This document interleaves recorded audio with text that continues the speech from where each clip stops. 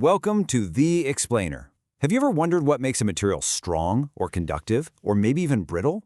Well, today we're going right to the source, the atomic blueprint that literally dictates the properties of everything around us.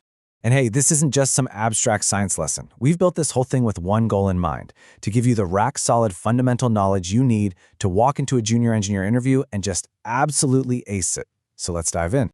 All right, we have to start at the very beginning, with this one core idea. Everything, from the steel in a skyscraper to the silicon in your phone, it's all built from the exact same basic parts. This is the atomic blueprint. And here it is, the atom, the fundamental building block of, well, everything. You've seen this before, right? In the center, you've got the nucleus, packed with positive protons and neutral neutrons. And then zipping around the outside, you have those negative electrons. Simple enough.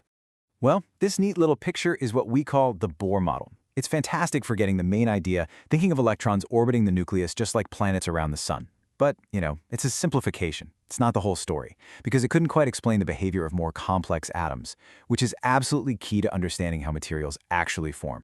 So check this out. On the left, you see that classic Bohr model with its clean, predictable orbits. But on the right, that's the modern quantum mechanical view. It shows electrons living in this fuzzy electron cloud. This cloud doesn't show a fixed path. It shows the probability of where an electron might be.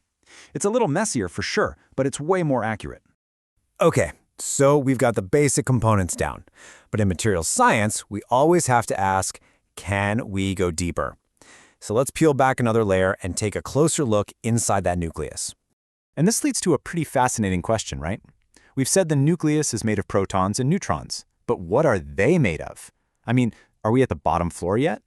Nope, not even close. The answer is quarks. It turns out protons and neutrons are actually made of even smaller things.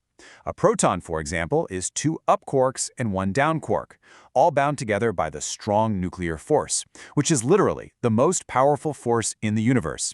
It's the fundamental glue holding all matter together. Hey, if you're enjoying this little journey from the materials you can touch all the way down to the subatomic level, do us a quick favor and hit that like and subscribe button. It really helps us keep making more of these explainers for you. Okay, so we know what atoms are, but a single atom by itself isn't a material. The real magic happens when they connect to each other. So this is the crucial part, understanding the 3 primary ways that atoms bond together. First up is ionic bonding. Now, the key word to remember here is transfer. Think of it like a transaction. One atom gives up an electron and another one straight up takes it. So here's how it plays out.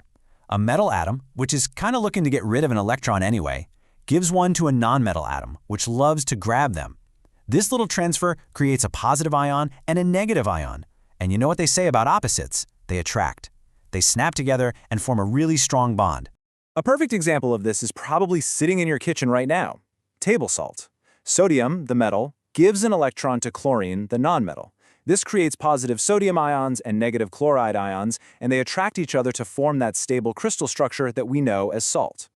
Next on the list, covalent bonding. Okay, so if ionic bonding was a transfer, covalent bonding is all about sharing. This usually happens between 2 nonmetal atoms who both really want more electrons.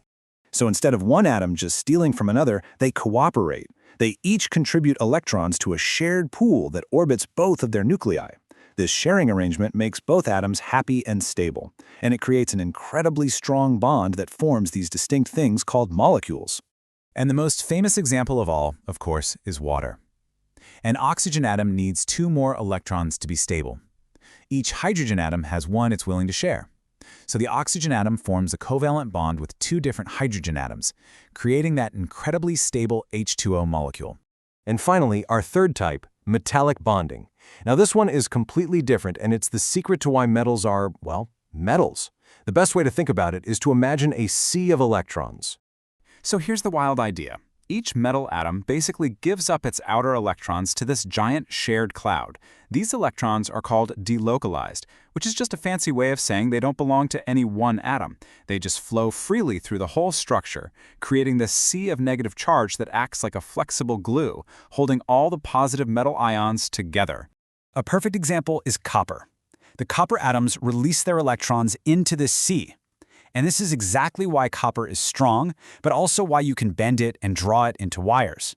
And most importantly, that free-flowing sea of electrons is what makes it such an amazing conductor of electricity. So, what's the big payoff here? Why does all this matter? Because these bonds directly determine a material's properties. Let's connect all this theory to a really crucial real-world application: electrical conductivity. This table lays it out just perfectly.